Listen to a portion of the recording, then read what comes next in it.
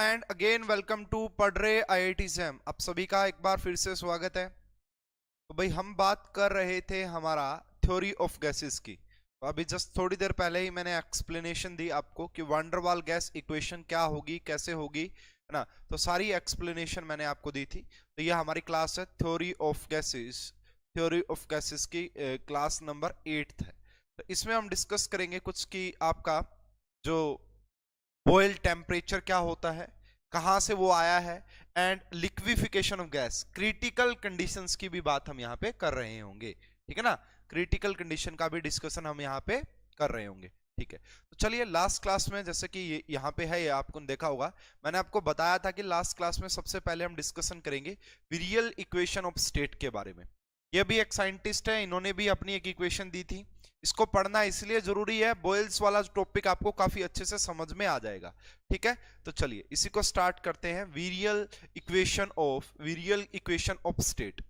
देखिए इसके बारे में भी हम पहले कुछ पॉइंट्स लिख लेते हैं, उसके बाद इसका जो है डेरिवेशन देखेंगे और इसको कैसे रिलेट करेंगे और कैसे हमारा जो है आंसर आएंगे। इसके ऊपर आईआईटी जैम 2020 में क्वेश्चन आ चुका है ना, बॉयल्स टेम्परेचर से रिलेटेड। तो ये रहा, इसको लिखिए, इट इज, ठीक है, तो it is the generalized equation of real gas. It is the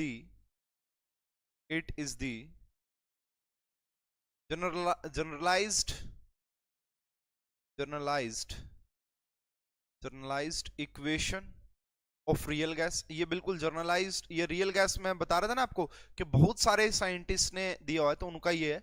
end all other gas equation can be converted into virial form. And all other gas equation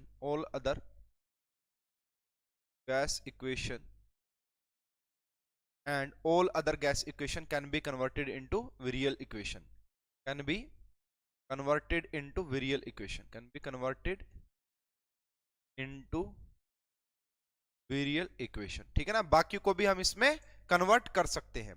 This is the form that is expressed in the term of power of P and 1/m।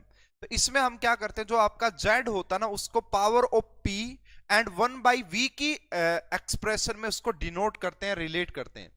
तो जो students live आ गए हैं वो comment भी कर दें एक बार, ठीक है, कमेंट जरूर करना है। तो इन दिस फॉर्म Z, जो आपका Z होता है, Z compressibility factor is expressed in the term of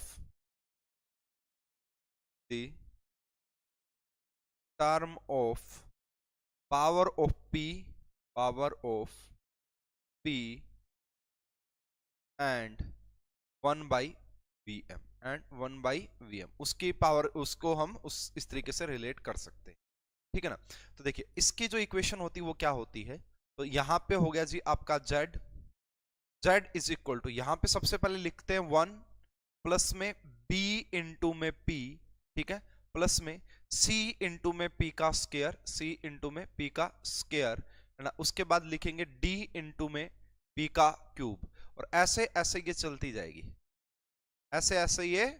जाएगी, ठीक है। वहीं पे अगर हम लिखें Z इज इक्वल टू, यहां पे हमने लिखा 1 एंड यहां पे लिखेंगे B इंटू में 1/Vm, B इंटू में 1/Vm, प्लस में C इंटू में 1/Vm का स्क्वायर, C इंटू में 1/Vm का स्क्वायर, प्लस में D इंटू में 1/Vm का क्यूब। ठीक है, और ऐसे ऐसे ये चलती जाएगी। ठीक है, ये क्वेश्चन आपसे पूछे जा सकते हैं। Hello Ayushi Singh, welcome, good evening. ठीक है, ये रहा। तो ये इक्वेशन आपकी जो ना विरियल इक्वेशन ऑफ स्टेट बोलते हैं, विरियल गैस इक्वेशन इसको बोला जाता है। अब यहाँ पे ये आएगा जी, ये B क्या है, ये C क्या है, ये D क्या है ना, तो उसके बारे में भी हमें पता होना चाहिए। तो यहाँ पे जो B होता है उसे बोला जाता है आपका second virial constant coefficient, second virial coefficient बोला जाता है, सेकंड विरियल कोफिशिएंट बोला जाता है कैपिटल B को। ये C क्या है, this is your third virial constant, ठीक है, थर्ड विरियल कोफिशिएंट। उसके बाद D क्या है, D आपका बन जाएगा फोर्थ विरियल कोफिशिएंट। तो ये आपका कुछ इस प्रकार से बनेंगे। अब हमको मेन जो चीज समझनी है ना, मैं आपको ये क्वेश्चन सोल्व करवाना चाहता हूं विद डिटेल कंसेप्ट। ये जो क्वेश्चन आप देख रहे हैं ये जैम 2020 के अंदर 2 मार्क्स का क्वेश्चन पूछा था, तो इस क्वेश्चन को समझने के लिए इसका समझना बड़ा जरूरी, इसीलिए मैं आपको ये पढ़ा रहा हूं अच्छे से डिटेल में। ठीक है, तो जेड की बात हमने यहाँ पे की। अगर उसके बाद बात करें, हम करेंगे conversion of van der Waals gas equation into virial equation. अब हम यहाँ पे बात करना चाह रहे हैं conversion of van der Waals gas equation into virial equation. Virial equation के अंदर हम वंडरवाल को कन्वर्ट करेंगे, तो आइए देखते हैं किस प्रकार से इसको कन्वर्ट किया जाएगा। तो वंडरवाल गैस इक्वेशन आप सभी को मैंने पढ़ा दी है काफी अच्छे से। 1 मोल की बात करेंगे, P प्लस में A बाई में Vm का स्क्वायर, यहाँ पे हम Vm का स्क्वायर लिखेंगे इसको। उसके बाद यहाँ पे लिखा जाएगा Vm माइनस में B, और ये इक्वल हो जाएगा आपका RT के इक्वल, ये इक्वल हो जाएगा आपका RT के इक्वल। ठीक है, हमें चाहिए कि हम इसको इस तरीके के एक्सप्रेशन में बनाना चाह रहे हैं, इस तरीके के, ठीक है ना, वंडरवाल गैस इक्वेशन को। तो सबसे पहले हम क्या करते हैं भाई, इस टर्म को यहाँ पे ये P हो गया, यहाँ पे आपका A Vm का स्क्वायर, और इसको इक्वल कर देते हैं RT, और इसको डिवाइड कर देते हैं Vm माइनस B से। किया जा सकता है ऐसा, मैंने इस टर्म को बस मैं नीचे लेके गया हूं। ठीक है, उसके बाद क्या करते हैं, Vm से मल्टीप्लाई कर देते हैं दोनों साइड, Vm से, क्योंकि Z चाहिए ना, बेसिकली Z तो बनाना पड़ेगा ना। ये Z जो आ रहा है ना, ये क्या होता है, इसको बोलते हैं PV, यानी कि PVM by RT, PVM by RT बोलेंगे। ठीक है, अब मैंने क्या किया, इसकी मल्टीप्लाई कर दी Vm से, पूरी इक्वेशन को Vm से मल्टीप्लाई कर दी, तो P इंटू में Vm एंड प्लस में यहाँ पे क्या हो जाएगा A। जब Vm से मल्टीप्लाई करोगे तो Vm से Vm कैंसिल होगा, तो नीचे Vm बच जाएगा, ओनली अकेला Vm बच जाएगा। ठीक है, इज इक्वल टू यहाँ पे हो जाएगा आपका RT इंटू में Vm, एंड नीचे क्या हो जाएगा जी आपका, नीचे हम सेम रखते हैं, Vm माइनस में B रखते हैं। अब हमें ये ओनली ये वाली टर्म चाहिए, तो यहाँ पे P इंटू में Vm इज इक्वल टू किसके इक्वल हो जाएगा, यहाँ पे RT इंटू में Vm, एंड यहाँ पे हो जाएगा Vm माइनस में B, और माइनस A अपॉन Vm हो गया, माइनस A अपॉन Vm हो जाता है। ठीक है, अब इस RT को नीचे ले आ जाते, नीचे लेके आ जाते हैं, है ना। तो इस RT को नीचे जब लेके आएंगे तो ये होगा P into Vm divide by RT, ये किसके इक्वल आ गया, यहां बचेगा आपका Vm, एंड यहां पे क्या बच गया आपका Vm माइनस में B, minus A upon Vm आ गया। अब ये जो टर्म है इसी को हम क्या बोलते हैं, Z, इसी टर्म को हम क्या बोलते हैं, Z, कंप्रेसिबिलिटी फैक्टर, Z बोला जाता है इसको। तो यहां पे अगर लिखें तो Z किसके इक्वल हो जाएगा, Z, तो ये हो जाएगा Vm and Vm minus B, and ये हो जाएगा A अपॉन Vm, इसके इक्वल हो गया। ठीक है, यहां तक किसी को कोई प्रॉब्लम नहीं होनी चाहिए, ये बिल्कुल आसान है। अब इसको और थोड़ा सा हम इस फॉर्मेट में लेके आना चाहते हैं, इस फॉर्मेट में, तो इसको क्या करते हैं, नीचे Vm से डिवाइड कर देते हैं, पूरी इक्वेशन को क्या करते हैं, ऊपर और नीचे Vm से डिवाइड कर दिया जाता है। तो अगर बात करें यहाँ पे Z, तो जैसे आप Vm से डिवाइड करोगे, ऊपर आ जाएगा 1, यहाँ पे भी आ जाएगा 1, और नीचे आएगा B upon Vm minus A Vm RT, minus Vm RT आ जाएगा। ठीक है भाई, अब ये कहोगे कि जी RT कहां से आ गया, RT तो शुरू से ही चलता आ रहा है ना भाई, मैंने यहाँ पे लगाया नहीं क्या कहीं पे RT, अच्छा इसको RT से डिवाइड किया था, सॉरी यहाँ पे इसको क्या किया ना, इस RT को नीचे नहीं लेके आए, इसको RT से डिवाइड कर दिया, तो यहाँ से RT कैंसिल हो गया, यहाँ पे भी RT लिख लीजिए, एंड यहाँ इसके साथ भी RT लिख लीजिए। ठीक है ना, RT से हमने डिवाइड किया था पूरे को, तो यहाँ पे भी आप RT लिख लीजिए, एंड यहाँ पे भी आप RT लिख लीजिए, यहाँ तक पहुंच गए। अब इस टर्म को कैसे लिखा जा सकता है समझिएगा, बस बिल्कुल हम मेन पॉइंट पे आ ही रहे हैं धीरे धीरे करके। इस टर्म को मैं ऐसे लिख सकता हूं कि यहाँ पे 1 माइनस में माइनस B अपॉन Vm की पावर -1, क्या इसे ऐसा लिखा जा सकता है, यस, इसको हम बिल्कुल ऐसा लिख सकते हैं, एंड माइनस में क्या हो जाएगा A एंड Vm इंटू में RT के इक्वल हो गया। ठीक है, अब अगर यहाँ पे बात करें, हमारे पास एक मैथमेटिक्स में ये होता है, हमारे पास जनरलाइज फॉर्म है कि 1 माइनस एक्स की पावर अगर -1 हो, है ना, 1 माइनस एक्स की पावर अगर -1 हो, तो उसको हम किसके इक्वल लिख सकते हैं, 1 प्लस में एक्स का स्क्वायर प्लस में एक्स का क्यूब, इसके इक्वल लिखा जा सकता है, सोन। ठीक है ना, ये हमारे पास जनरलाइज्ड फॉर्म होती है। तो यहां से हम क्या करेंगे, ये जो टर्म आपको नजर आ रही है इसको हम इसी फॉर्मेट में इस इक्वेशन के हिसाब से यहां पे लिखेंगे। जैसे आप लिखोगे z किसके इक्वल हो जाएगा, यहां पे 1 लिखा पहले, उसके बाद क्या लिखोगे, ये जो टर्म दिख रही है ये क्या, b बाई वी एम, तो यहां पे लिखेंगे b बाई वी एम। फिर क्या लिखेंगे है ना, b का स्क्वायर बाई में वी एम का स्क्वायर। फिर क्या लिखेंगे भाई, क्यूब करोगे तो b का क्यूब एंड वी एम का क्यूब, इसके इक्वल होगा। प्लस में ऐसे ऐसे ये चलता जाएगा, एंड इसके बाहर हमारा क्या है, minus a upon V M R T, a upon V M R T. अब इसको क्या, इसको किसके को लिखना उसको आप समझिएगा ध्यान से थोड़ा सा। देखिए अब आप इस टर्म को अंदर लेके आ जाते हैं, इस टर्म को जब आप इसको ओपन करेंगे एंड इसमें से जब आप वीएम कॉमन लेंगे, किस किस की बात चल रही है जी, एक तो इसकी बात चल रही है एंड एक इसकी बात चल रही है, इन दोनों में से आपको वीएम कॉमन ले लेना। जैसे ही आप वीएम इन दोनों में से कॉमन लेंगे, ज्यादा बड़ा हो गया क्या, ज्यादा बड़ा हो गया, चलो अब मैं नेक्स्ट इक्वेशन पे चलता हूँ, इसको इसका बाकी का कंटिन्यू नेक्स्ट में। इसमें और इसमें से मैं 1 बाई वी एम कॉमन लूंगा, तो जैसे ही आप इसमें से और इसमें से 1 बाई वी एम कॉमन लोगे तो जेड 1 तो था ही था बाहर, अब आपने यहाँ पे 1 बाई वी एम कॉमन लिया, तो यहाँ पे बचेगा बी माइनस ए upon R T, b upon b minus ए अपॉन आर टी इंटू में multiply by V M, into में multiply by 1 by V M, ठीक है। प्लस में बाकी आप सारा सेम रख सकते हैं एक बार के लिए यहाँ पे कि बी स्क्वायर इंटू में वी एम का स्क्वायर, इसी तरीके से अब ये सो ऑन चलता जाएगा। और यही आपका यहाँ पे इक्वेशन होती है भाई, जिससे रिलेटेड क्वेश्चन पूछा जा सकता है। स्पेशली इस टर्म के ऊपर फोकस कीजिए, ये क्या है, अगर मैं इसको रिलेट करूं वेरिएबल से, ये रहा, तो यहाँ पे जो ये b है इंटू में 1 बाई वी एम है, ये b ही तो आ गया ना वहां पे, देखो ये b ही तो आ गया, तो यहां से जो कैपिटल B होगा उसका फार्मूला किसके इक्वल आ गया, b माइनस में a अपॉन आर टी के इक्वल। आपसे ये भी पूछा जा सकता है कि सेकंड वेरिएबल कोफिशिएंट बताइए in the terms of a and b, in the terms of a and b, a और b के टर्म में आपका जो सेकंड वेरिएबल कांस्टेंट है वो क्या होगा, और इसकी यूनिट क्या होगी। अगर आपसे कोई पूछे कि इस b की यूनिट क्या होगी, तो इसकी यूनिट होगी same as volume, same as volume, जो वॉल्यूम की होती वही ना, वही होगी इसकी सेम एज वॉल्यूम। तो जो वॉल्यूम की यूनिट होती है वही आपका इस b की भी यूनिट होती है, ठीक है, जो वॉल्यूम की यूनिट होती है वही आपका b की यूनिट होती है। अब आगे जी नेक्स्ट पॉइंट पे बहुत ज्यादा इंपॉर्टेंट पॉइंट है, समझिए भाई, अगर हम यहाँ पे इसको निग्लेक्ट कर देते हैं, समझिएगा इंपॉर्टेंट पॉइंट है, यहीं से हम बस अब बॉयल्स टेम्परेचर के पास पहुंच रहे हैं। Neglecting higher power of V M, neglecting higher power of, neglecting higher power of V M.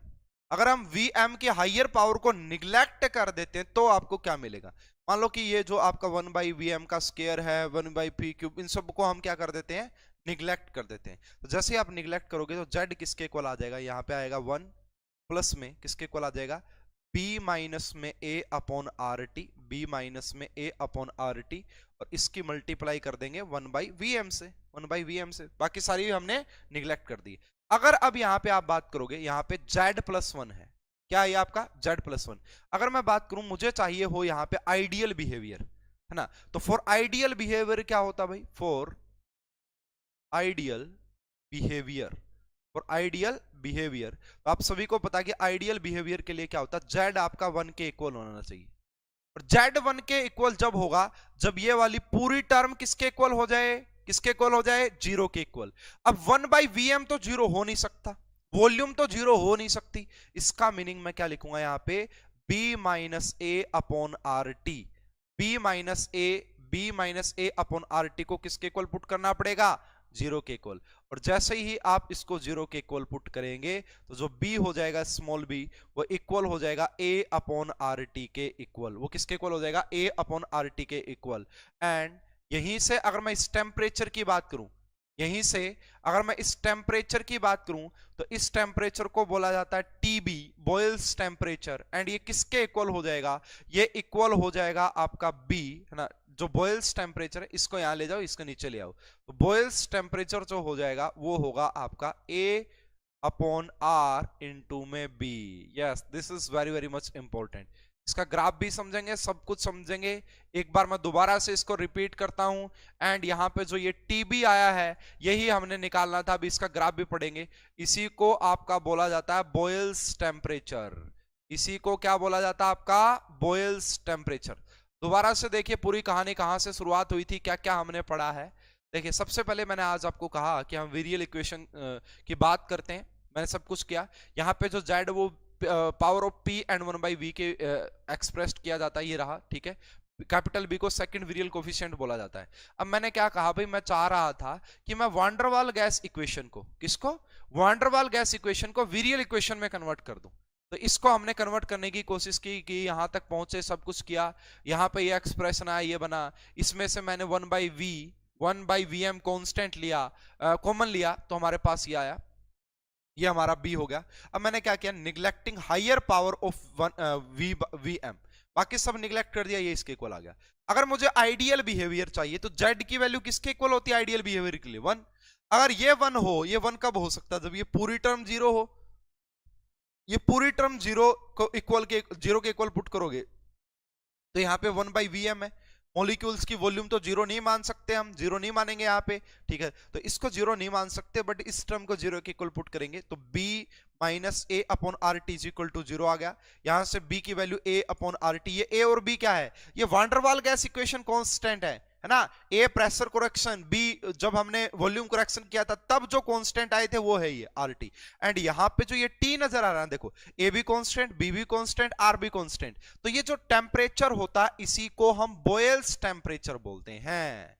ये जो टेम्परेचर होता है इसी को हम बॉयल्स टेम्परेचर बोलते हैं। इसी से रिलेटेड क्वेश्चन पूछा भी गया था जैम 2020 के अंदर, अभी उसका सॉल्यूशन डिस्कस करेंगे। देखिए पहले मैं आपको कुछ इंपॉर्टेंट पॉइंट्स लिखवा देता हूं, वो ये है कि एट बॉयल्स टेम्परेचर, हालांकि पूछेंगे नहीं, पूछे फिर भी ध्यान रखना, at Boyle's temperature, Boyle's temperature पे क्या होता है, जो आपका कैपिटल बी होता है यानी कि सेकंड वेरियल कोफिशिएंट, वो 0 के इक्वल होता है। वो किसके इक्वल होता है? कल को ये चीज इंफॉर्मेशन पूछी जा सकती है ना। तो यहां पे 0 के इक्वल होगा ये, है ना, क्योंकि b, ये देखो b किसके इक्वल? कैपिटल b माइनस ए अपॉन आर टी के इक्वल। इसको जब आपने 0 पुट किया होगा तब जो टेम्परेचर आया होगा उसी को तो हम क्या बोलते हैं? Boils temperature. अब इसकी डेफिनेशन भी लिखते हैं यहां पे कि इस टीबी की डेफिनेशन क्या होगी? बॉयल्स टेम्परेचर, टीबी को रिप्रेजेंट किया जाता है जी बॉयल्स टेम्परेचर से। इसकी डेफिनेशन की बात करते हैं। Temperature at which gas follow ideal behavior for large range of pressure is known as Boyle's temperature। इसको मैं भी एक्सप्लेन करूंगा, काफी इंपॉर्टेंट। इसके डेफिनेशन से ही ग्राफ बनता है। temperature at which temperature at which gas follows ideal behavior, ठीक है, ideal behaviour for large range of pressure, large range of pressure is known as Boyle's temperature, is known as BT, Boyle's temperature इसको बोलते हैं। भाई ऐसा temperature जहां पे आप प्रेशर बढ़ाते जा रहे हैं लेकिन फिर भी वो आपका आइडियल बिहेवियर को फॉलो कर रहा है, उस टेम्परेचर को हम बॉयल्स टेम्परेचर बोलते हैं। ठीक है, उस टेम्परेचर को हम बॉयल्स टेम्परेचर बोलते हैं। और भी एक और इंफॉर्मेशन आप यहां पे इसके साथ जरूर लिखिए कि at Boyle's temperature, at BT, at Boyle's temperature, effect produced by molecular attraction will be cancelled by effect produced by molecular size। देखो मैं यही तो कहना चाह रहा हूं ना। एक चीज और है, बॉयल्स टेम्परेचर पे ये दोनों जो टर्म है ना ए और बी, उसको भी हम क्या करना पड़ता है? वो निग्लेक्ट हो जाती है, जब भी तो ये 0 के इक्वल होगा ना। ये 0 के इक्वल कब होगा? जब ए और बी, ए की वजह से जो आपका अट्रैक्शन लग रही थी और बी की वजह से जो मोलिकुलर साइज था, वो दोनों अगर एक दूसरे के इफेक्ट को कैंसल आउट करें। तो at Boyle temperature effect produced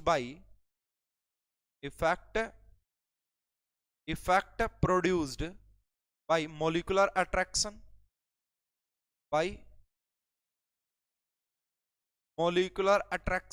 है ना, molecular attraction will be cancelled out by cancel out by molecular size, molecular size के द्वारा वो कैंसल आउट हो जाते हैं। इस पॉइंट को भी आप लिखिएगा। अब देखो भाई, जो ग्राफ आपके एग्जाम में पूछा था उसी ग्राफ की मैं बात करता हूं, यहाँ पे बनाता हूं पहले और फिर उस क्वेश्चन को डिस्कस करेंगे। तो ये ग्राफ ही आपके एग्जाम में पूछा गया था, हालांकि मैंने पूरा डिटेल एक्सप्लेनेशन दे दिया है कि ये ग्राफ आया कहां से है। तो देखो, वैसे अगर बात की जाए यहाँ पे, हम सीधी बात करें तो ये जो ग्राफ हम किस किस के बीच का बनाया जाता है, यहाँ पे ये होता है जी आपका जेड और ये होता है प्रेशर। तो यहाँ पे आपको क्या देखने को मिलेगा कि a large range of pressure, यहां से देखो आप यहां तक बहुत लार्ज, अब क्या हो रहा है ये आपका जाके इंक्रीज हो रहा है, अब जाके क्या हो रहा है इंक्रीज। तो यहाँ पे अगर आप यहां तक बात करेंगे तो क्या हो गया, a large range of high pressure. आप प्रेशर को लगातार बढ़ाते जा रहे थे, लगातार बढ़ाते जा रहे थे, तो काफी लार्ज प्रेशर होने तक उसने आइडियल बिहेवियर को ही ऑब्टेन किया, आइडियल बिहेवियर को ही माना। एंड अब यहां पे अगर आप और भी ज्यादा प्रेशर इंक्रीज कर देंगे, फिर जो आपका है ना, फिर वो आपका इंक्रीज होना स्टार्ट हो जाएगा, पॉजिटिव डेविएशन वहां पे हो जाएगा, है ना। तो लॉन्ग रेंज ऑफ प्रेशर उसने आइडियल बिहेवियर को फॉलो किया है। ये ग्राफ बस यही बताना चाह रहा था, यही मैंने डेफिनेशन में भी लिखा है। Temperature at which gas follows ideal behaviour for large range of pressure is known as Boyle's temperature. ठीक है, अब देखो जो क्वेश्चन आया था उसको देखते हैं कि क्वेश्चन क्या था, थोड़ा सा रिलेट करके देखते हैं और आपको समझ में आया है या नहीं आया। देखिए ये क्वेश्चन आपका जैम 2022 मार्क्स का क्वेश्चन है। देखते हैं इसको क्या क्वेश्चन था। सबसे पहले आप इसकी स्टेटमेंट बिल्कुल आराम से पढ़ लीजिए। मैंने फॉर्मूला भी बता दिया है, कहां से निकाला है, कैसे निकाला, वो सब कुछ एक्सप्लेनेशन आपको मैंने दे दिए काफी अच्छे तरीके से। देखिए यहाँ पे the Boyle's temperature TB is defined as the temperature at which properties of real gas coincide with those ideal gas in the low pressure limit. ठीक है, the graph that shows the pressure dependence of compression factor Z of a real gas at TB।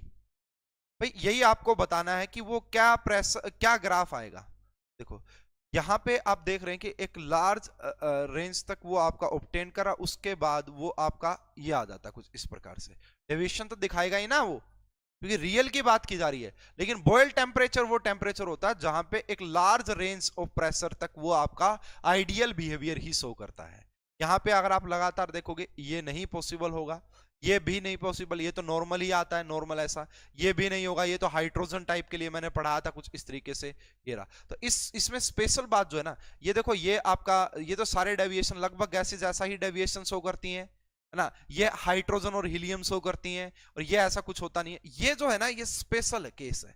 और ये कैसे आया मैंने आपको explanation दे दी है कि कुछ इस तरीके का ये आपका ग्राफ आता है। ये ग्राफ आपसे पूछा भी गया था आपके एग्जाम के अंदर। ठीक है जी, तो ये आपका मैंने थोड़ा सा रियल गैस इक्वेशन, उससे रिलेटेड कंसेप्ट, बॉयल टेम्परेचर कहां से आया है एंड बॉयल टेम्परेचर पे क्या क्या चीजें कांस्टेंट होती है, सब कुछ मैंने आपको एक्सप्लेनेशन दे दी है। अब हम बात करते हैं जी हमारा लास्ट टाइप का ही टॉपिक लगा लो आप, लगभग ना लास्ट तो नहीं, सेकंड लास्ट लगा लो, वो है आपका लिक्विफिकेशन ऑफ गैस। इसके ऊपर जैम 2021 में ही क्वेश्चन पूछा गया था, लिक्विफिकेशन ऑफ गैसेस। इसके ऊपर आपका जैम 2021 के अंदर ही क्वेश्चन पूछा गया था। इससे पहले भी इसके ऊपर क्वेश्चन पूछे जा चुके हैं, लेकिन रिसेंटली आया है तो इसको देखेंगे। और इसी को हम यहाँ पे नाम देंगे क्रिटिकल फिनोमिना। इसी को हम क्या नाम देंगे यहाँ पे कि इनको हम कुछ क्रिटिकल फिनोमिना पढ़ेंगे, जैसे critical temperature, critical pressure, critical volume, वो सब हम यहाँ पे अब पढ़ने जा रहे हैं। देखिए लिक्विफिकेशन ऑफ गैस की बात करोगे तो क्या क्या होता है यहाँ पे, उसको समझना बड़ा जरूरी है। लिक्विफिकेशन ऑफ गैसेस में तो गैस को लिक्विफाइड करना है, तो रियल गैस को ही लिक्विफाइड कर सकते हैं, मैंने आपको बताया भी था यहाँ पे, है ना। तो हमें क्या करना है यहाँ पे, उसको लिक्विफाई करना। इसको थोड़ा सा आराम से समझते हैं बिल्कुल, और कुछ ग्राफ समझेंगे, बहुत ज्यादा इंपॉर्टेंट है, वो ग्राफ आपसे पूछे जा सकते हैं। ठीक है, और टेम्परेचर, क्रिटिकल टेम्परेचर क्या होता है, क्रिटिकल प्रेशर क्या होता है, उनके फार्मूले क्या होते हैं, ये सब भी हम यहाँ पे डिस्कस करने जा रहे हैं। देखिए सबसे पहले अगर मैं बात करूं भाई, मैंने यहाँ पे एक आपका कंटेनर लिया है कुछ इस प्रकार से। ये हमारा एक कंटेनर है और इसके अंदर हमने यहाँ पे मूवेबल पिस्टन लगा रखा है, मूवेबल पिस्टन है ये यहाँ पे, और इसके अंदर हमने यहाँ पे कोई गैस को भरा हुआ है। ठीक है, कोई गैस है, वेपर है मान लो यहाँ पे, वेपर है, वेपर तो आप सभी को पता है कि गैस फॉर्म ही होती है, ठीक है। अब ये आपका जो है ना मूवेबल पिस्टन है, ये बात ध्यान रखना, मूवेबल पिस्टन है ये पिस्टन। अब मान लो भाई आपका कोई गैस है और ये पिस्टन लगा रखा है आपने। अब जैसे ही आप यहां ऊपर से एक्सटर्नल प्रेशर इंक्रीज करेंगे, जैसे ही आप प्रेशर इंक्रीज करेंगे, तो प्रेशर इंक्रीज करने से यहां पे आपको क्या देखने को पड़ेगा, पिस्टन नीचे जाएगा। जैसे आपने एक्सटर्नल प्रेशर को इंक्रीज किया होगा तो ये वाला जो आपका पिस्टन है ये नीचे चला जाएगा। अब ये जो आपका पिस्टन, अब क्या होगा यहां पे कि यहां पे कुछ वेपर्स जो है वो आपका लिक्विड के अंदर कन्वर्ट हो गए होंगे। जैसे ही आपने यहाँ पे प्रेशर अप्लाई किया है तो यहाँ पे आपका कुछ वेपर ऐसे होंगे, कुछ वेपर ऐसे होंगे जो आपका लिक्विड के अंदर जो है चेंज हो गए होंगे, कंडेंस हो गए होंगे, ऐसा बोल सकते हैं। तो इसका मतलब है यहाँ पे क्या होगा कि यहाँ पे वेपर भी प्रेजेंट होंगे एंड आपका लिक्विड भी प्रेजेंट होगा। अब दोनों ही प्रेजेंट होंगे। अब आपने क्या किया, प्रेशर को बहुत ज्यादा इंक्रीज कर दिया है।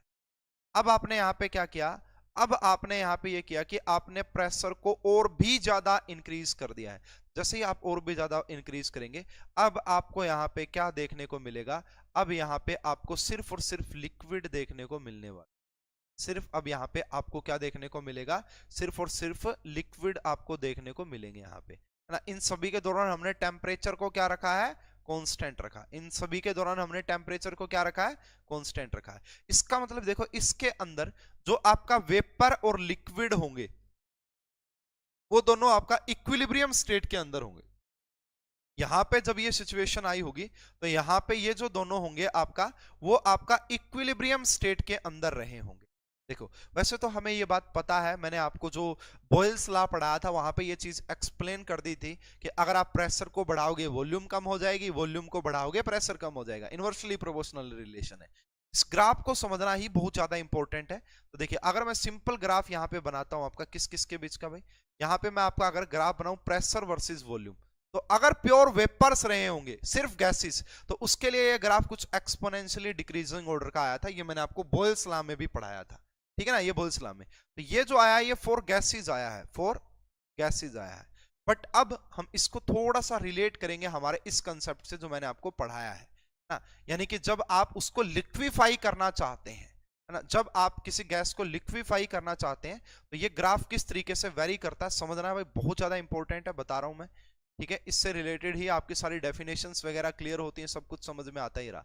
अब यहाँ पे भी मैंने क्या लिया जी, प्रेशर, यहाँ पे भी मैंने प्रेशर लिया और यहाँ पे मैंने वॉल्यूम ली है। सबसे पहले आप देखो अगर हम बात करें यहाँ पे भाई आपका, यहाँ पे कुछ इस तरीके से देखना, स्टार्टिंग में क्या हो रहा है, स्टार्टिंग में आपने प्रेशर को बढ़ाया, प्रेशर को इंक्रीज किया, तो प्रेशर को इंक्रीज किया तो वॉल्यूम डिक्रीज हो गई, ठीक है, किसकी, गैस की। तो यहाँ पे मैं मान लेता हूँ भाई मेरा कोई यहाँ पे जैसे जैसे आप देख रहे हो ये ग्राफ कुछ इस तरीके का आ गया यहाँ तक। इसका मीनिंग क्या है कि जैसे जैसे आप प्रेशर को इसको आप ऐसे समझ सकते हैं, जैसे जैसे आप प्रेशर को बढ़ा रहे हो वैसे वैसे आपका वॉल्यूम डिक्रीज कर रही है, यानी कि इसी टाइप का ये ग्राफ आ जाता है, इसी टाइप का ग्राफ, ठीक है। अब यहां तक ये आ गया भाई, जैसे जैसे आप बढ़ा रहे थे एक टाइम ऐसा आ जाएगा अब कुछ वेपर आपका लिक्विड में कन्वर्ट हो चुके होंगे ना। यहाँ पे जब आपने अप्लाई किया तो कुछ वेपर और लिक्विड, अब यहाँ पे दोनों वेपर भी एग्जिस्ट करेगा एंड आपका यहाँ पे लिक्विड भी एग्जिस्ट करेगा दोनों। तो अब यहाँ पे कुछ टाइम के लिए आपको क्या देखने को मिलेगा कि यहाँ पे आपका प्रेशर, यहाँ पे आपका वॉल्यूम और प्रेशर के अंदर कोई खास आपको स्ट्रेट लाइन ग्राफ आपको देखने को मिलेगा। उसके बाद यानी कि ये जो सिचुएशन आपको नजर आ रही थी इसको मैं नाम भी दूंगा कारों को। मान लो ये आपका ए पॉइंट है, ये आपका ए पॉइंट है, ये आपका बी पॉइंट है, ये आपका सी पॉइंट है, और ऊपर मान लो अब यहाँ पे कुछ ऐसी कंडीशन भी आएगी, ये स्ट्रेट लाइन बनेगा ये ग्राफ, थोड़ा सा इसको थोड़ा सा और स्ट्रेट लाइन कर सकते हैं इस से। अब ये जो है ना ये डी आ गया। अब ये कैसे हुआ है, पूरी कहानी क्या है समझ में कम आई होगी लेकिन समझाता हूं मैं। सबसे पहले देखो यहाँ पे अगर मैं बात करूं ए टू बी करो की, ए टू बी करो में ओनली गैसेस थी, ए टू बी में आपको क्या है ओनली गैस प्रेजेंट थी। और जैसे ही आप यहाँ पे प्रेशर को इंक्रीज करना स्टार्ट किया तो वॉल्यूम आपका डिक्रीज करेगी, वॉल्यूम आपका क्या करनी चाहिए, डिक्रीज करनी चाहिए, ये इस चीज को रिप्रेजेंटेशन दे भी रहा है। सेकंड में आपने क्या किया, बी सी की अगर आप बात करोगे बी सी कर्व की, तो यहाँ पे आपका गैस भी प्रेजेंट है एंड साथ में लिक्विड भी प्रेजेंट है, गैस भी प्रेजेंट है एंड यहाँ पे आपका लिक्विड भी प्रेजेंट है, दोनों ही चीजें प्रेजेंट होगी। इस बात को समझना है यहाँ पे, है ना, दोनों चीजें प्रेजेंट होगी। तो यहाँ पे क्या था, प्रेशर इंक्रीज किया तो वॉल्यूम कम। यहाँ पे भी सेम होगा, अगर आप प्रेशर को इंक्रीज करेंगे तो वॉल्यूम आपका यहाँ पे क्या करेगी, डिक्रीज करेगी, है ना। अब देखो यहाँ पे आपका थोड़ा थोड़ा भी अगर आप प्रेशर को बढ़ा रहे हैं, थोड़ा सा इंक्रीजिंग ऑर्डर का दिखा सकते हैं, कोई बात नहीं है। उसके बाद सी से डी जब जाओगे, अब यहाँ पे ओनली लिक्विड रह गया है। भाई आपने इतना प्रेशर बढ़ा दिया कि अब सिर्फ यहाँ पे लिक्विड है। अब आप चाहे कितना भी प्रेशर क्यों ना बढ़ाते जाएं, है ना, अब लिक्विड रह गया ओनली। अब प्रेशर को इंक्रीज करोगे तो वॉल्यूम आपकी कांस्टेंट ही रहेगी, वॉल्यूम चेंज नहीं होगी। अरे मान लो भाई आपने किसी गैस को लिक्विड बना दिया है, अब उस लिक्विड के ऊपर आप प्रेशर लगाए जा रहे हैं, तो कुछ होगा क्या, वॉल्यूम चेंज होगी क्या, नहीं, वॉल्यूम चेंज होने वाली नहीं है, वॉल्यूम चेंज होने वाली नहीं है, ठीक है ना। ये आपको मैं समझाने की कोशिश यहां से कर रहा था। सबसे पहले जब भी आप किसी गैस को लिक्विफाई करते हैं तो ये सिचुएशन होगी, उसके बाद ये होगी, और उसके बाद आप कितना ही प्रेशर को इंक्रीज डिक्रीज क्यों ना कर ले, अब ये वाली वैल्यू जो है वो कांस्टेंट हो चुकी है। ए से बी में ओनली गैस प्रेजेंट थी, जैसे आप प्रेशर इंक्रीज करोगे वॉल्यूम डिक्रीज करेगी, ठीक है। बी सी के दौरान आपका गैस एंड लिक्विड दोनों प्रेजेंट हो गए हैं। अब अगर आप प्रेशर को इंक्रीज करोगे तो वॉल्यूम डिक्रीज करेगी, थोड़ा सा वेरिएशन दिखा सकते हो। सी डी के अंदर क्या कि वो प्योरली लिक्विड बन चुके हैं। अब यहाँ पे अगर आप प्रेशर को इंक्रीज डिक्रीज करेंगे तो यहाँ पे आपका वॉल्यूम जो है वो कांस्टेंट रहने वाली है, वॉल्यूम जो है आपका वो कांस्टेंट रहने वाली है, ठीक है। अब देखिए यहाँ पे टेम्परेचर हमने कांस्टेंट रखा हुआ था, टेम्परेचर यहाँ पे मान लेता हूं कि मैं T1 हमने कांस्टेंट रखा हुआ था, ठीक है। ये ग्राफ भी ध्यान से समझिएगा, एक साइंटिस्ट ने उन्होंने काफी अच्छे से एक्सप्लेनेशन दी थी। अब इस ग्राफ को अगर मैं ड्रॉ करके देखो यहाँ से, ये ग्राफ कुछ आपका इस टाइप का आ जाता है। ये जो ग्राफ आएगा वो कुछ आपका इस टाइप का आएगा।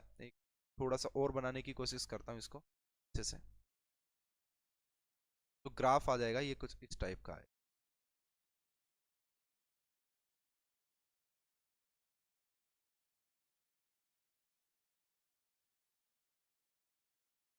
अगर हम इसको कुछ इस तरीके का रिप्रेजेंटेशन दे सकते हैं, तो यहाँ पे एक फिक्स टेम्परेचर था।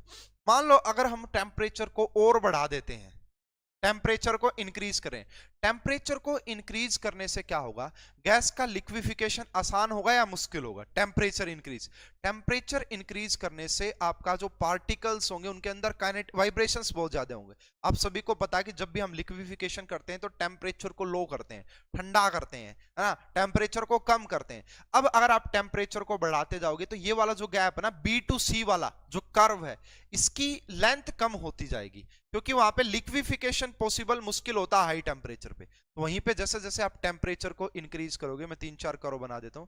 मान लो भाई अब आपने टेम्परेचर को इंक्रीज किया तो ये आ गया आपका, टेम्परेचर को इंक्रीज किया तो ये आ गया आपका, और एक आपका ऐसे यहाँ पे ये भी आ जाएगी। देखो इसको समझते हैं। अब मान लो बाकी कर्व वैसे की वैसी रहेगी, ये आपका कोई T2 टेम्परेचर है एंड यहाँ पे ये कुछ ऐसा हो गया, ठीक है ना, ऐसे।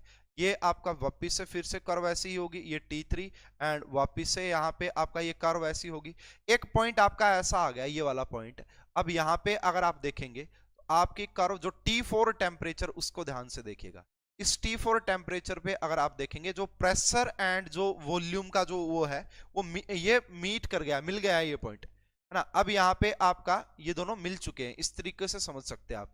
इसके बाद अगर आप प्रेशर बढ़ा रहे हैं, इसके बाद लिक्विफिकेशन पॉसिबल नहीं होगा, इसके बाद लिक्विफिकेशन पॉसिबल नहीं होगा। अब यहाँ पे ओनली गैस वो करेगी, एग्जिस्ट करेगी। और इसी पॉइंट को, जहां पे ये ऐसा हुआ है, इसी पॉइंट को आपका क्रिटिकल पॉइंट बोला जाता है, इसी पॉइंट को आपका क्रिटिकल पॉइंट बोला जाता है। टेंशन मतलब मैं इसको वर्डिंग में भी लिखवा दूंगा, अभी काफी अच्छे से एक्सप्लेन कर दूंगा। देखो दोबारा से, हमने शुरुआत की यहां से कि हम गैस को लिक्विफाई कराना चाहते हैं, तो हमने एक गैस ली, उसके ऊपर एक्सटर्नल प्रेशर अप्लाई किया। जैसे जैसे आप प्रेशर अप्लाई करोगे तो गैस की वॉल्यूम कम होती है, स्टार्टिंग में ऐसा ही होगा, तो उसकी वजह से जो ग्राफ हुआ ऐसा शो होता है। ऐसा मैंने आपको बॉयल्स लॉ में भी पढ़ाया, ठीक है। अब आपने क्या किया, जैसे ही प्रेशर इंक्रीज किया होगा तो कुछ गैस लिक्विड में कन्वर्ट हो गई होगी, तो इस टाइम के दौरान आपका वहां पे वेपर भी प्रेजेंट होंगे और लिक्विड भी प्रेजेंट होंगे, तो दोनों प्रेजेंट होंगे। और अगर आप प्रेशर इंक्रीज करेंगे, दोनों प्रेजेंट, अगर आप प्रेशर को इंक्रीज करेंगे तो वॉल्यूम डिक्रीज करेगी, यस ठीक है, वॉल्यूम डिक्रीज करेगी। तो यही बात मैंने बोला है कि यहाँ पे प्रेशर इंक्रीज। उसके बाद आपने क्या किया, बहुत ज्यादा प्रेशर, जितने भी वेपर्स थे सारों को आपने लिक्विड में कन्वर्ट कर दिया है। उसके बाद भी आप प्रेशर को इंक्रीज किए जा रहे हो, तो क्या वॉल्यूम के ऊपर कोई फर्क पड़ेगा, नहीं। लेकिन ये जो बात हमने पहला जो ग्राफ बनाया था वो एक फिक्स टेम्परेचर पे बनाया था भाई, टेम्परेचर हमने फिक्स रख रखा था।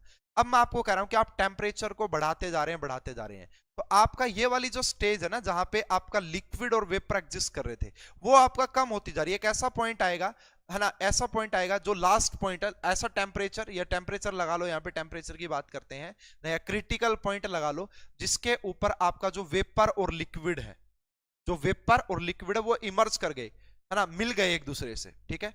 उसके बाद मान लो अगर आप टेम्परेचर को इंक्रीज करते हैं तो वो गैस ही गैस है, वो हमेशा मतलब एक इस टेम्परेचर से ज्यादा अगर आपने टेम्परेचर कर दिया, उसके बाद हम किसी गैस को लिक्विफाई नहीं कर सकते हैं, उसके बाद हम किसी गैस को लिक्विफाई नहीं कर सकते हैं। तो ये था जी, आपको पता नहीं समझ में आया या नहीं आया, अभी मैं इसको वर्डिंग में लिखवा देता हूं, हो सकता है कि आपको काफी अच्छे से चीजें समझ में आ जाएं, हो सकता है कि आपको काफी अच्छे से चीजें समझ में आ जाएं।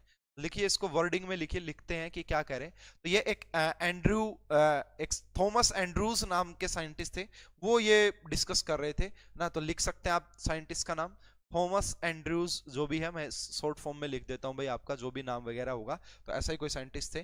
तो see the effect of changing pressure on gas, see the effect of, see the effect of changing pressure on gases, effect of changing pressure on the gases, on the gases at particular temperature, at particular temperature। तो भाई ये जो scientist थे ना, Thomas Andrews, तो ये क्या देख रहे थे, इफेक्ट देख रहे थे, वो प्रेशर को चेंज कर करके देख रहे थे किसी गैस के ऊपर एक पर्टिकुलर टेम्परेचर पे, and he found that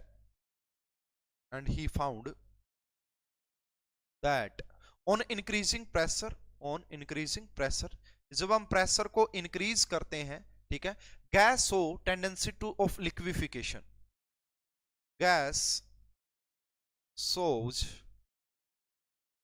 tendency for liquefaction. भाई जब आप एक पर्टिकुलर टेम्परेचर पे किसी गैस के ऊपर प्रेशर को इंक्रीज करते हैं, तो वो गैस आपका लिक्विफिकेशन की टेंडेंसी, लिक्विफाई होना चाहेगी, ठीक है, एंड टेम्परेचर इंक्रीज, ठीक है। उसके बाद अगर आप टेम्परेचर को भी इंक्रीज करने लग जाते हैं, यहां तक तो वही बात है जो मैंने आपको बताई इस ग्राफ में, ये तो पहले किसी पर्टिकुलर T1 टेम्परेचर पे मैंने आपको ये पूरी कहानी बताई। वहीं पे बात करें on and increasing temperature he found, and on and increasing temperature he found and on increasing temperature he found that tendency of gas, found that tendency he found that tendency of gas for liquefaction, tendency of gas for liquefaction decrease। यानी कि ये कह रहा कि उसके बाद अगर आप टेम्परेचर को बढ़ाना चाहोगे ना, टेम्परेचर को इंक्रीज करोगे, तो गैस की लिक्विफाई करने की टेंडेंसी कम, डिक्रीज होती जाएगी। इस कर्व से मैं यही तो बता रहा था, यहां पे देखो ये सबसे ज्यादा थी, ऊपर और कम हो गई, ऊपर और कम हो गई, एक ऐसा पॉइंट आया वो मिली गई उस कर्व से, ठीक है ना। तो ये रहा and decreasing, and on continuously increasing temperature, and on continuously increasing temperature, जब आप कॉन्टिन्यूस टेम्परेचर को इंक्रीज करेंगे, एट अ पॉइंट कम, एक पॉइंट आ जाएगा, a point come where there is no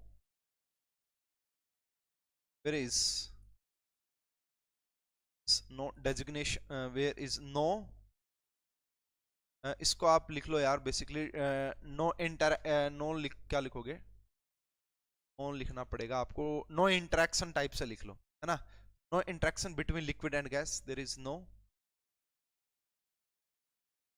interaction type से लिख लो एक बार, इंटरेक्शन या नो रिलेशन, नो मतलब उनके बीच में कुछ नहीं होगा फिर वहां पे, ठीक है, no interaction of liquid and gas, exact एक वर्ड आना चाहिए यहाँ पे, लिक्विड एंड गैस, एक बार के लिए आप लिख लो, इसको समझ लो, ठीक है। तो यहाँ पे भाई एक ऐसा पॉइंट आ जाएगा ज्यादा ही टेम्परेचर इंक्रीज करने से, जहां पे गैस और लिक्विड का कोई लेना देना नहीं रहेगा, है ना, सिंपल भाषा में ये कह देता हूँ कि लेना देना नहीं रहेगा, ठीक है। gas, and this point is known as critical point, and this point is known as critical point.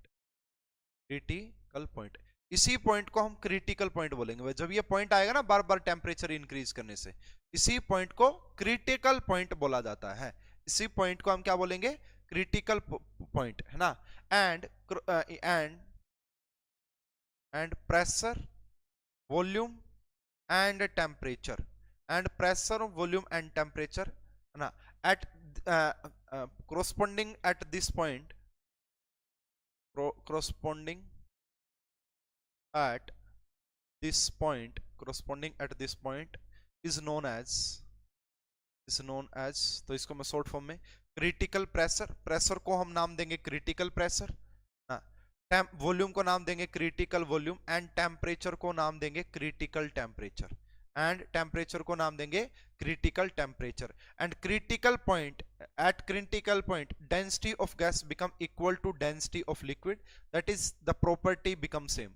और क्रिटिकल पॉइंट पे क्या होता है, इस पॉइंट को भी आप लिख लीजिए, critical point, at critical point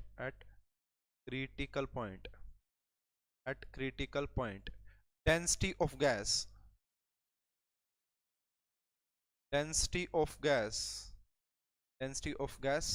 become equal to density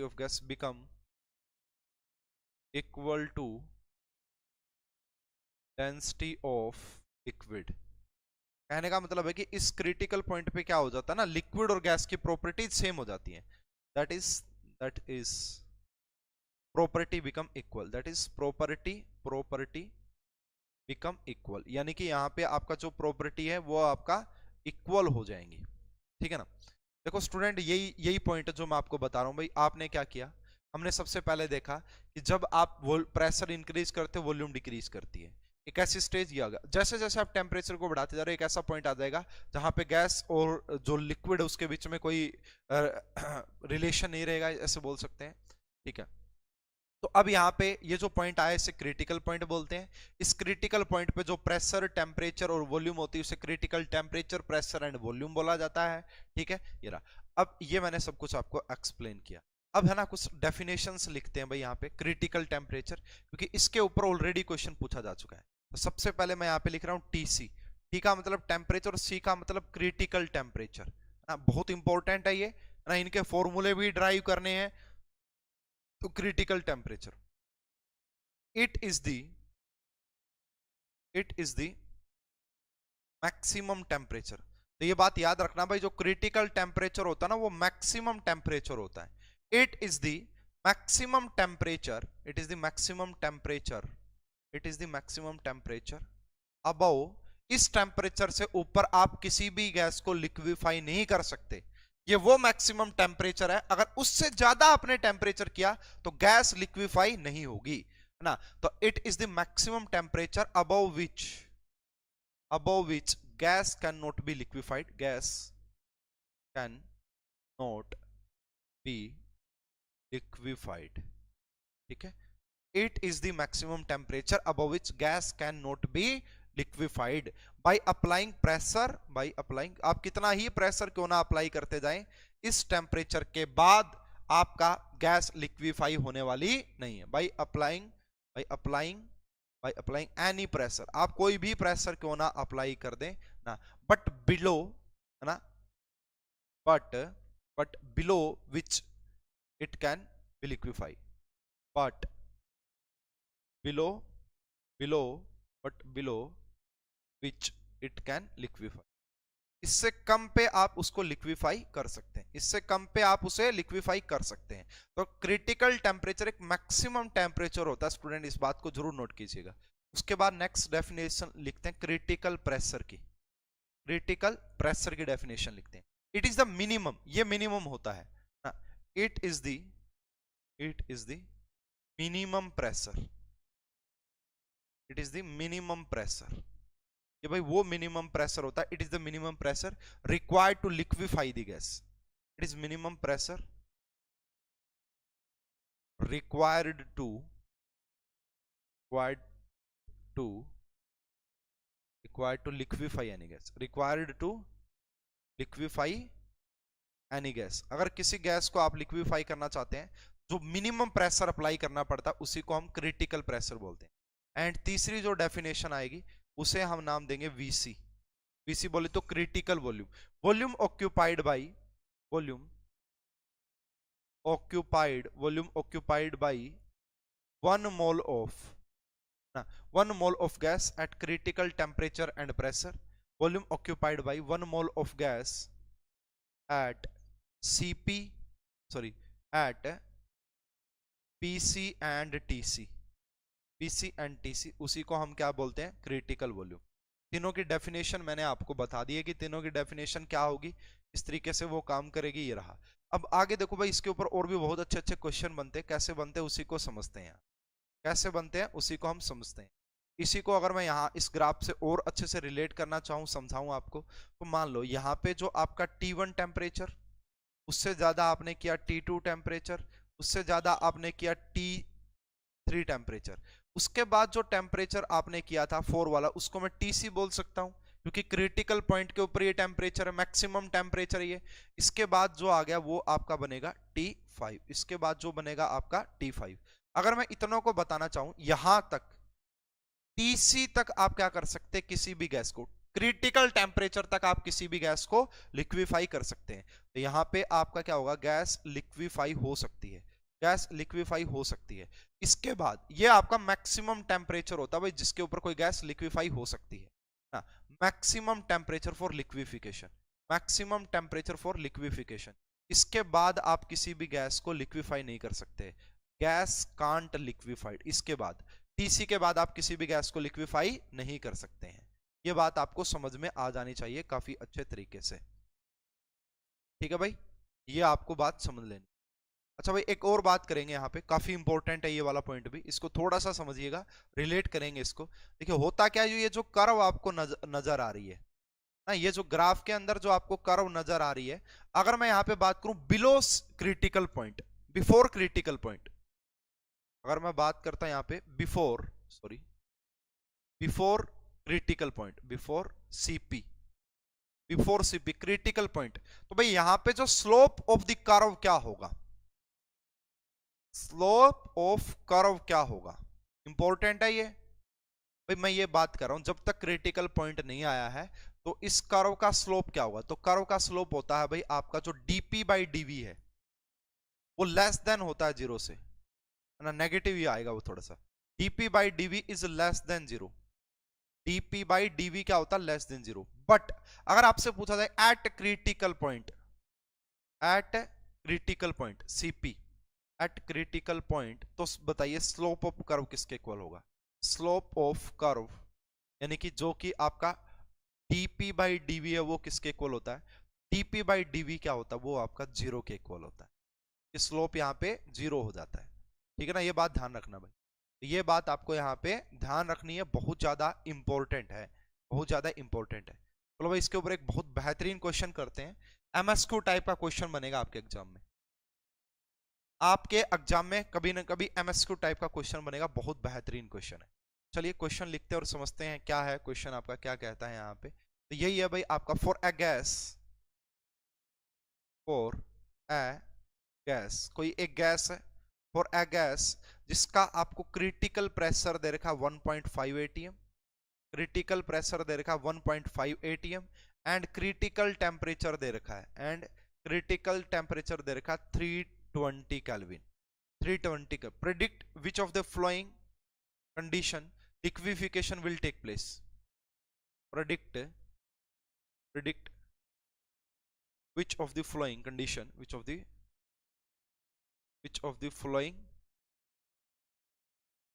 following condition liquefaction will take place, liquefaction take place। भाई आपको एक क्रिटिकल प्रेशर दे दिया, एक क्रिटिकल टेम्परेचर दे दिया, और आपसे पूछा जा रहा है इनमें से किस किस ऑप्शन में गैस को लिक्विफाई किया जा सकता है, condition for liquefaction take place. तो पहला यहाँ पे आपको ऑप्शन दिया है ए कि प्रेशर आप यहाँ पे कर सकते हो 2 atm, प्रेशर आपने 2 atm कर रखा हो गैस का, टेम्परेचर आपने 300 केल्विन कर दिया हो, क्या यहाँ पे पॉसिबल है लिक्विफिकेशन? सेकंड आपसे बोला कि प्रेशर आपने यहाँ पे एक ही एटीएम रखा हो एंड टेम्परेचर आपने यहाँ पे 350 केल्विन कर दिया हो, ठीक है। तीसरी जो कंडीशन है कि प्रेशर आपने यहाँ पे 2 atm किया हो, 2 एटमोस्फेरिक, एंड यहाँ पे भी टेम्परेचर आपने क्या कर दिया हो, 350 केल्विन ही रखा हो, ठीक है। डी कंडीशन की बात करोगे तो यहाँ पे प्रेशर आपने रखा 1.5 atm ही एंड टेम्परेचर आपने यहाँ पे रखा 310 केल्विन, ठीक है। एंड नेक्स्ट जो कंडीशन है आपका ना ई कंडीशन, और मैं यहाँ पे लिख देता हूँ कि प्रेशर आपने रखा है 1.5 atm एंड टेम्परेचर आपने रखा है यहाँ पे 320 केल्विन। तो आपको बताना कि एमएसक्यू टाइप का क्वेश्चन है, एमएसक्यू टाइप का क्वेश्चन है, आपको बताना है कि इनमें से कौन सा पॉसिबल होगा। एमएसक्यू टाइप का क्वेश्चन देखिए यहाँ पे सबसे पहले देखो, ये आपका मिनिमम प्रेशर होता है, ये आपका मिनिमम प्रेशर होता है, मिनिमम वर्ड यूज किया था ना, तो इससे ज्यादा अगर प्रेशर है तो लिक्विफिकेशन हो जाएगा, इससे ज्यादा अगर प्रेशर है तो लिक्विफिकेशन हो जाएगा। टीसी जो है ना क्रिटिकल टेम्परेचर, वो मैक्सिमम टेम्परेचर होता है, तो टेम्परेचर उससे कम रहना चाहिए तो लिक्विफिकेशन हो जाएगा। अगर टीसी से ज्यादा टेम्परेचर तो लिक्विफिकेशन पॉसिबल नहीं, अगर पीसी से कम प्रेशर तो लिक्विफिकेशन पॉसिबल नहीं। पहला ऑप्शन देखते हैं, यहाँ पे प्रेशर 2 atm है, ठीक है, ये स्पोर्ट कर रहा है, बट यहाँ पे टेम्परेचर जो है आपका वो 300 केल्विन है, ये भी स्पोर्ट कर रहा है, दोनों ही स्पोर्ट कर रहे हैं। टेम्परेचर क्रिटिकल टेम्परेचर से कम है एंड प्रेशर क्रिटिकल प्रेशर से ज्यादा है ना, यही सही सही है ये, तो इसका मतलब इसको लगाएंगे यस, इसको लगाएंगे यस। यहाँ पे प्रेशर आपका 1.5 atm हो, 1 atm कम हो गया, यार मिनिमम है, पीसी क्रिटिकल प्रेशर का मतलब मिनिमम प्रेशर होता है ना, तो यहाँ पे मिनिमम से भी कम हो गया, यहाँ पे लिक्विफिकेशन नहीं होगा। ये मैक्सिमम टेम्परेचर 320 था, 350 करोगे तो लिक्विफिकेशन पॉसिबल नहीं होगा। यहाँ पे प्रेशर 2 atm एंड यहाँ पे प्रेशर ठीक है स्पोर्ट कर रहा है, बट यहाँ पे टेम्परेचर स्पोर्ट नहीं कर रहा है, तो ये भी नहीं, यहाँ पे लिक्विफिकेशन पॉसिबल होगा इस कंडीशन पे भी, एंड इस कंडीशन पे भी लिक्विफिकेशन पॉसिबल नहीं होगा। यहाँ पे अगर आप बात करोगे, प्रेशर आपका क्रिटिकल प्रेशर ही है, क्रिटिकल प्रेशर पे लिक्विफिकेशन हो जाता है एंड टेम्परेचर आपका यहाँ पे टीसी से कम है, तो यहाँ पे भी आपका इजिली लिक्विफिकेशन हो जाएगा, यहाँ पे भी आपका इजिली लिक्विफिकेशन हो जाएगा। यहाँ पे प्रेशर आपका 1.5 है, यानी कि क्रिटिकल प्रेशर है एंड यहाँ पे क्रिटिकल टेम्परेचर है, तो क्रिटिकल टेम्परेचर और क्रिटिकल प्रेशर पे भी आपका लिक्विफिकेशन पॉसिबल होता है ना, इसके ऊपर भी आपका लिक्विफिकेशन पॉसिबल हो जाएगा, ठीक है ना, इसके ऊपर भी आपका लिक्विफिकेशन पॉसिबल हो जाएगा। इसका जो आंसर आना था वो ए, उसके बाद डी एंड उसके बाद ई, काफी ज्यादा इंपॉर्टेंट है, काफी ज्यादा इंपॉर्टेंट, तो ध्यान से समझ लेना भाई, ये वाली टर्म भी आपसे पूछी जा सकती है ना। उसके बाद टीसी क्या होता है ना, इनका डेरिवेशन तो मतलब इनका फॉर्मूला तो पूछ लिया था, जैम 2021 में इनका फॉर्मूला तो पूछ लिया था, क्या कंडीशन होती है, ग्राफ बहुत ज्यादा इंपॉर्टेंट है, इस ग्राफ को बड़े ध्यान से समझ लीजिएगा, ठीक है ना, इस ग्राफ को बड़े ध्यान से समझ लीजिएगा। अब हम आगे जो नेक्स्ट टॉपिक होता है वो है आपका determination of critical constant by van der Waals gas equation. Next जो टॉपिक आता है यहाँ पे, क्योंकि जैम 2021 में जो क्वेश्चन आया था वो इसी पॉइंट के ऊपर, तो यहाँ पे अगर हम बात करें determination of critical constant, determination of critical constant with the help of, है ना, तो critical constant in the term of from या with the help of one der Waals gas equation. One der वाल, क्योंकि लिक्विफिकेशन तो भाई real gas का ही possible है, आइडियल का तो है नहीं, तो यहाँ पे हम डिटरमाइन करेंगे किसको, क्रिटिकल कांस्टेंट। कौन कौन से critical constant, critical temperature, critical pressure, critical volume, with the help of one der Waals gas equation. इसी को हम यहाँ पे भाई एक्सप्लेनेशन, इसी को समझ रहे हैं, ध्यान से देखिएगा कि क्या क्या चीजें किस तरीके से रिलेट करेंगे। तो सबसे पहले हमें पता है कि P किसके इक्वल होता है, A इंटू में Vm का स्क्वायर, V यानी कि volume of molecules, P plus में A अपॉन Vm का स्क्वायर इंटू में करेंगे Vm माइनस में B और इज इक्वल टू हो जाएगा RT के, इज इक्वल हो जाएगा RT के। ठीक है।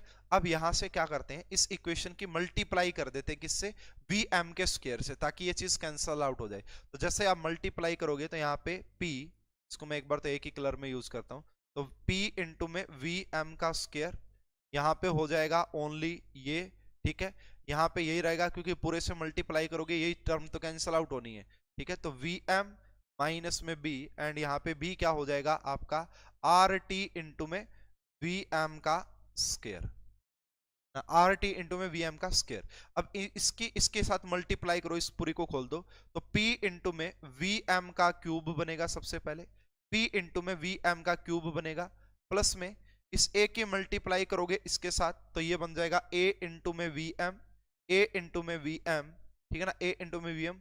देखो ये वाली जो टर्म है वो हो जाएगी माइनस b इंटू में p वी एम का स्क्वायर, एंड माइनस हो जाएगा ए बी, माइनस हो जाएगा ए बी।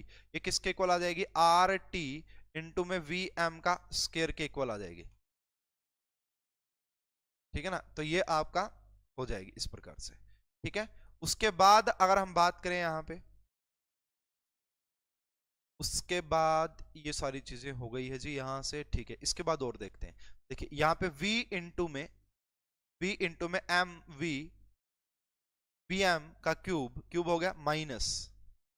अब ये वाली जो टर्म है इनमें से हम किसको कांस्टेंट ले लेते हैं, ये वाली जो टर्म है इसको वहां पे पॉजिटिव बना लेते हैं उस साइड ले जाके, या फिर आप इस टर्म को यहाँ ले आओ नेगेटिव कर लो। तो यहाँ से मैं कांस्टेंट ले रहा हूँ भाई, किसको ध्यान से देख लीजिएगा एक बार, मैंने इस टर्म में से और इस टर्म में से किसको कॉमन ले लिया, वी एम का स्क्वायर को कॉमन ले लिया। तो जैसे ही लेंगे यहाँ पे क्या बचेगा, तो यहाँ पे बचेगा बी इंटू पी, एंड ये टर्म यहाँ पे आके नेगेटिव होगी, तो नेगेटिव होने बाहर रख ही दिया, तो इसलिए पॉजिटिव दिखाएंगे यहाँ पे, इंटू में आर टी, और ये हो जाएगा आपका वी एम का स्क्वायर, है ना, वी एम का स्क्वायर, प्लस में ये ए एम यहाँ पे ऐसा कैसा A into V M, minus में A B is equal to किसके इक्वल आ गया, जीरो के इक्वल आ गया, इसके इक्वल आ गया भाई जीरो। डेरिवेशन इंपॉर्टेंट नहीं है भाई आज के पॉइंट ऑफ व्यू से, पहले जब सब्जेक्टिव होता था तब डेरिवेशन आपसे पूछे जाते थे, आजकल डेरिवेशन नहीं पूछे जाते हैं। हाँ, लेकिन आपको पता होना चाहिए कि निकालते कैसे हैं, कहां से ये सब चीजें आई हैं,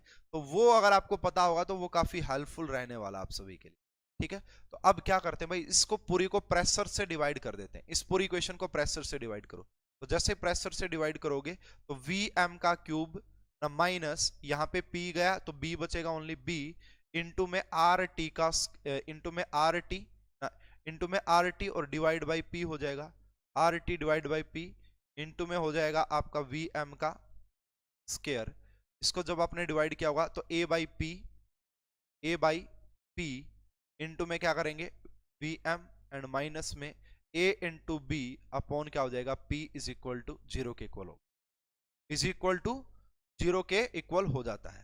तो अब अगर यहाँ पे बात करें हम एट क्रिटिकल पॉइंट, है ना, अगर हम बात करें यहाँ पे इसी को, ये जो है ना ये क्या है इसको ध्यान से देखिएगा, इंपॉर्टेंट है ये भी हमारा, eight critical point, eight critical point, अगर आप क्रिटिकल पॉइंट की बात करेंगे तो वहां पे क्या होता है, जो प्रेशर होता है वो इक्वल हो जाता है पीसी के, क्रिटिकल प्रेशर के, एंड जो टेम्परेचर हो जाता है वो इक्वल हो जाता है किसके, टीसी के। तो आप इसको कन्वर्ट कर दो, इस पूरी इक्वेशन को, आप इस पूरी इक्वेशन को कन्वर्ट कर दीजिए। तो मैं नेक्स्ट स्लाइड में कर देता हूं, यहां पे थोड़ा सा हो जाएगा। तो वी एम को वैसे का वैसा रखते हैं, वी एम का क्यूब माइनस में, माइनस था ना, तो यहाँ पे बी को वैसा का वैसा रखते हैं बी, एंड प्लस में आर की जगह हम क्या कर देते हैं, आर तो आर ही रहेगा, इनटू में टीसी, एंड नीचे क्या कर देते हैं पीसी क्रिटिकल प्रेशर, इनटू में क्या आ जाएगा जी यहाँ पे, इनटू में आ जाएगा वी एम का स्क्वायर, वी एम का स्क्वायर, प्लस में ए अपॉन पीसी हो जाएगा क्रिटिकल प्रेशर, इनटू में वी एम, प्लस में या माइनस में A upon B, A into B और divide by PC is equal to zero. तो ये आपका एट क्रिटिकल पॉइंट हमारी इक्वेशन आ जाती है, एट क्रिटिकल पॉइंट ये हमारी जो है वो इक्वेशन हमने बना ली, at CP, at critical point ये हमारी आ गई। इसको मैं इक्वेशन नंबर 1 नाम दे देता हूं, इसको हम इक्वेशन नंबर 1, क्योंकि आगे जब हम सोल्व करेंगे तो इसका यूज करेंगे।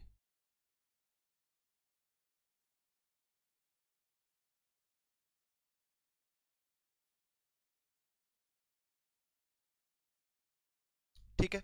तो eight Cp at critical point all three roots are equal. At Cp all three roots are equal. इसका मीनिंग क्या हुआ, इसको आप थोड़ा सा ग्राफ से रिलेट कर सकते हैं। तो जब क्रिटिकल पॉइंट होता है ना, जो क्रिटिकल पॉइंट होता है वहां पे जो तीनों रूट होते हैं वो इक्वल होते हैं। इस टाइप की इक्वेशन के लिए मैं ये बात बोल रहा हूं, इस टाइप की। तो ये है ना क्यूब आ रहा है, तो यहाँ पे एट क्रिटिकल ना, देखो at critical point all three roots are equal, तो सारे के सारे रूट्स जो वो इक्वल हो जाएंगे। यानी कि हम यहां से ये लिख सकते हैं कि जो वो आपका Vm होगा ना, Vm इज इक्वल टू किसके हो जाएगा, Vc के। यानी कि जो वॉल्यूम ऑफ मॉलिक्यूल्स होगी वो आपका क्रिटिकल वॉल्यूम के इक्वल हो जाएगी, वो आपका क्रिटिकल वॉल्यूम के इक्वल हो जाएगी। तो यहीं से मैं क्या लिख सकता हूं, यहीं से लिख सकता हूं मैं आपका Vm माइनस में Vc is equal to 0, Vm minus में Vc इज इक्वल टू 0।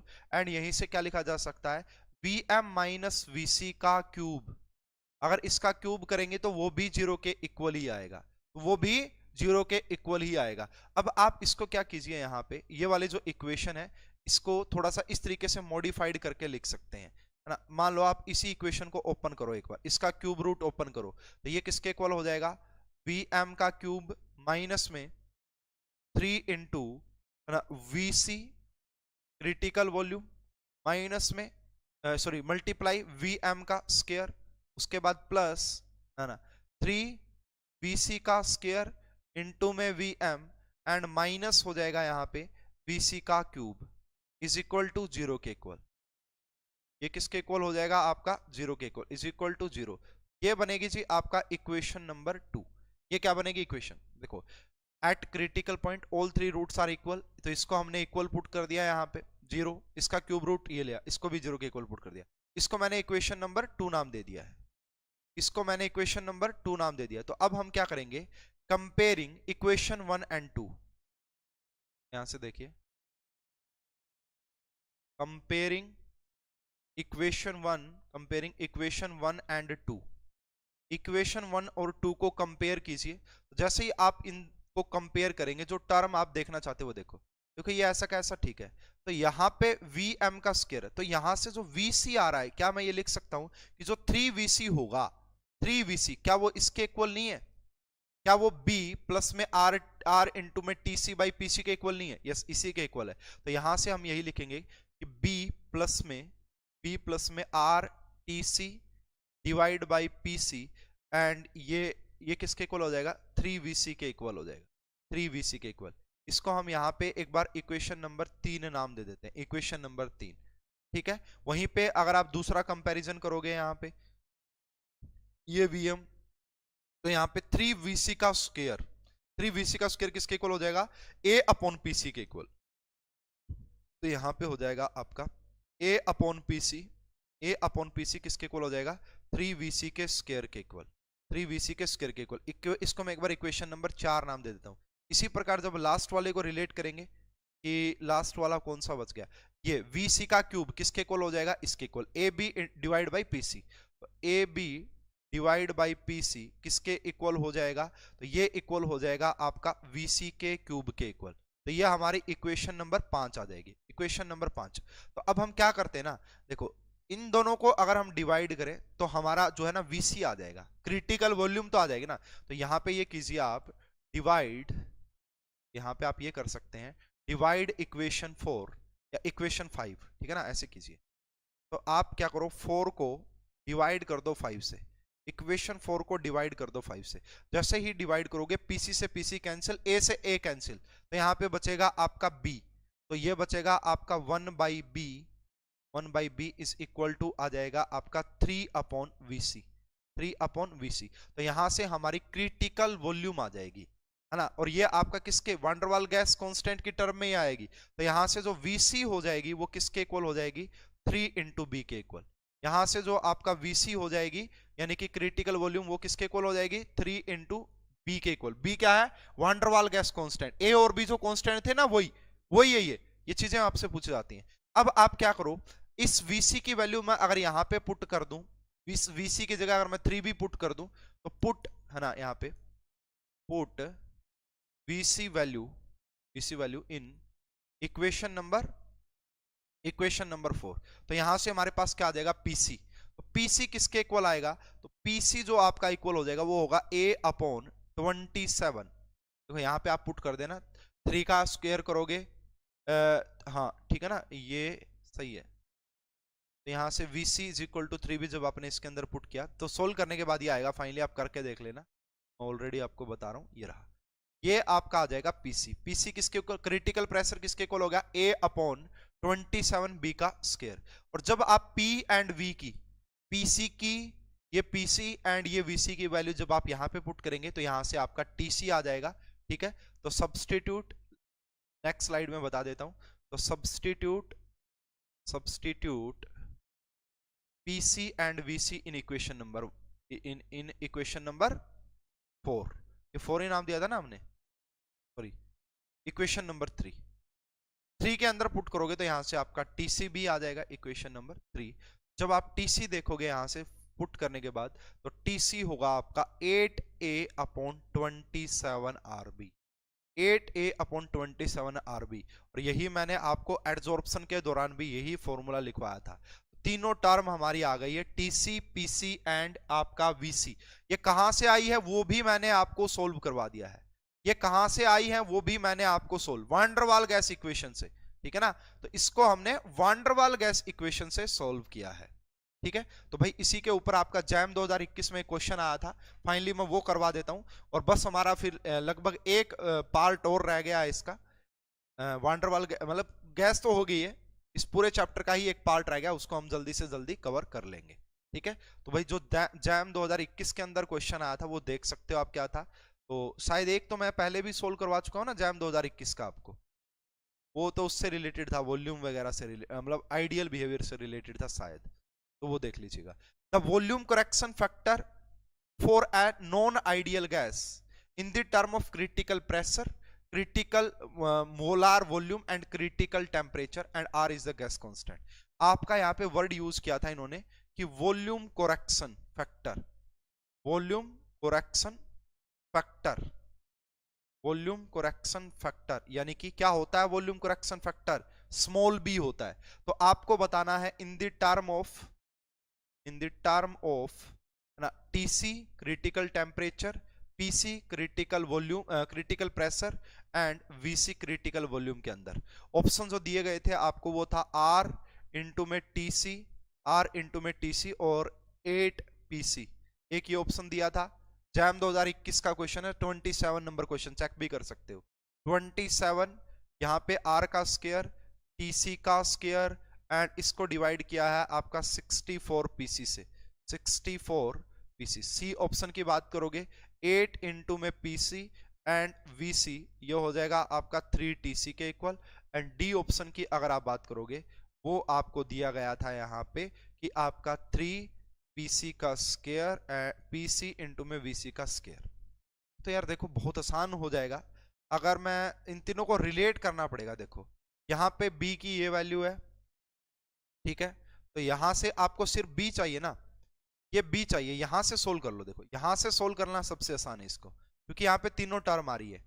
इसको सोल्व करो यहां से कि B किसके इक्वल हो जाएगा, B is equal to 3VC minus में R TC अपॉन PC। इसको जब सोल्व करोगे तो 3VC इंटू में PC चला जाएगा, माइनस R TC चला जाएगा, नीचे आपका PC आ गया। ऊपर क्या करते हैं, ऊपर PC से मल्टीप्लाई कर देते हैं, एक मिनट, ऊपर भी डिवाइड कर दो PC से, नीचे भी डिवाइड कर दो PC से, ऐसा कुछ बनाना पड़ेगा, मतलब ठीक है ना, ऐसा कुछ बनाना पड़ेगा। बाकी मैं नेक्स्ट क्लास में डिटेल में सोल्व करवा दूंगा भाई इसको, अभी मैं जस्ट आपको आंसर बता देता हूँ, ठीक है, आप भी प्रैक्टिस कर लीजिएगा। जब आप सोल्व करेंगे इस क्वेश्चन का जो करेक्ट आंसर आएगा वो यही आएगा। जब आप सोल्व करेंगे तो इस क्वेश्चन का जो करेक्ट आंसर है वो A आएगा, ए इस क्वेश्चन का करेक्ट आंसर दिया गया था ना, ए। यहाँ पे वॉल्यूम आपको देखने को नहीं मिले, या फिर देखो इसी को सोल्व कर लेते हैं, हो गया लगभग यहाँ पे, ठीक है, हो जाएगा लगभग। तो ये इसको PC से ही डिवाइड कर लो, इसको जब डिवाइड करो, ये ऊपर आ गई थी ना टर्म, यहाँ पे आप VC की वैल्यू पुट कर दो, VC की वैल्यू पुट कर दो 3B के इक्वल। यहाँ पे जब B है ना। तो ये 3 तो ऑलरेडी है ही, 3 यहाँ पे आ जाएगा तो 9, 9b माइनस में r ये एंड ये आपका देखो ये आ गया है ना। इसको वहां पे लेके जाओगे तो वहां पे हो जाएगा -8b is equal to -r/tc upon pc ना, माइनस से माइनस कैंसिल आउट हो जाएगा। तो जो b की वैल्यू आ गई ना आपके पास, b की वो किसके इक्वल आ गई आपका r/tc एंड pc और मल्टीप्लाई कर देंगे 8 से। देखो बिल्कुल आसान हो गया इसमें। ये जो हमने ड्राइव किया था इसके अंदर हमने क्या कर दिया, यहाँ पे BC की जगह हमने 3B पुट कर दिया। ठीक है, तो कई बार ऑप्शन से आइडिया लगता है, इसीलिए मैंने आपको बताया कि इस क्वेश्चन का जो करेक्ट आंसर वो आपका ए आ जाएगा। बाकी भी आप पुट करके देख लेना भाई, ए की वैल्यू भी निकाल के देख लेना इस तरीके से। बाकी कुछ और जर्नल रिप्रेजेंटेशन जर्नल चीजें मैं आपको जो है नेक्स्ट क्लास में एक्सप्लेन कर दूंगा। ठीक है, तो भाई 1-2 क्लास और रह गई मैक्सिमम, बस आपका theory of gases complete and बिल्कुल डिटेल में कंप्लीट पढ़ाया मैंने आपको। ठीक है, कल भी जो थोड़ी बहुत चीजें रहती हैं, इक्विपार्टीशन वाला 2-4 कंसेप्ट रहते हैं, वो हम डिस्कस करेंगे नेक्स्ट क्लास के अंदर। जब तक भाई आप इसको अच्छे से डिस्कस आप इसको अच्छे से अटेम्प्ट कर लीजिए, पढ़ लीजिए बार बार। ठीक है, यही है। और प्रीवियस ईयर लगा लीजिए, मैंने लगभग सारे प्रीवियस ईयर यहाँ पे कवर करवा दिए हैं। जो रहते हैं वो आने वाली 1-2 क्लासेस में कंप्लीट हो जाएगा, जो रहते हैं वो आने वाली 1-2 क्लासेस में कंप्लीट हो जाएगा। इस वीडियो में अभी के लिए इतना ही, मिलते हैं नेक्स्ट क्लास में, जब तक अच्छे से पढ़ते रहिए। Thank you.